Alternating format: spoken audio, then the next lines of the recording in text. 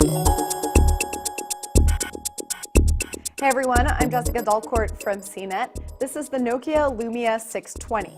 Now the first thing you should know is that this is an unlocked phone. It's not going to be sold with a US carrier. In fact, it's mostly going to be sold in Asia, the Middle East, Africa, and Europe.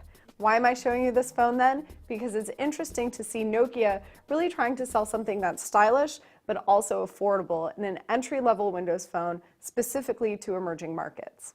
There are compromises to be sure, but Nokia is trying to make sure that the stylish looks aren't one of them. So this phone comes in a lot of different colors. There's cyan shade, there's lime, white, magenta, and black if you're a little bit more buttoned down.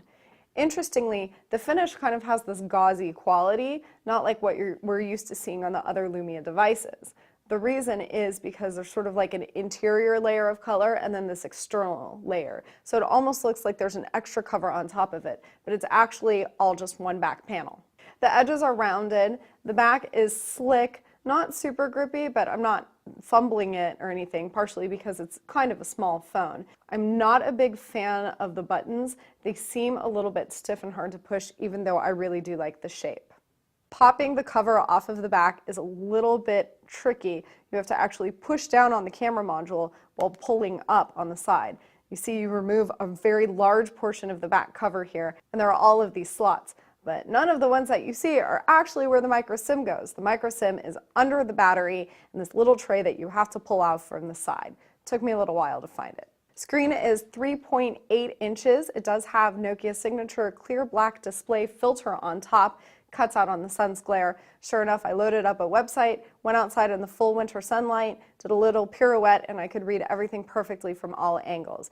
It does run Windows Phone 8, and so you've got several different screens. Your start screen where you can pin, unpin, and resize the live tiles, and you've also got the full list of apps right there. There's a front-facing camera on the front of the phone. There's a rear-facing 5-megapixel camera on the back with flash. In terms of other features, you do have NFC and Bluetooth on here. There's no wireless charging. In terms of the other specs, you're not going to find anything too stellar, and that's deliberate because they are trying to come out with an inexpensive phone. 8 gigabytes of onboard storage, but you also have 7 free gigabytes of storage through Microsoft SkyDrive, that's cloud storage. And if you've got a micro SD card, you can actually hold up to 64 extra gigabytes on this phone. You've got a dual-core 1 gigahertz Snapdragon S4 processor running the show, 1300 mAh of battery. The battery front, it's a little interesting because you can actually only set your timeout for 30 seconds or a minute, and that's all for battery savings. So don't expect it to last all day long and soldier on through the evening. Since this is a quad-band GSM phone, you will be able to use it in the US on AT&T or T-Mobile.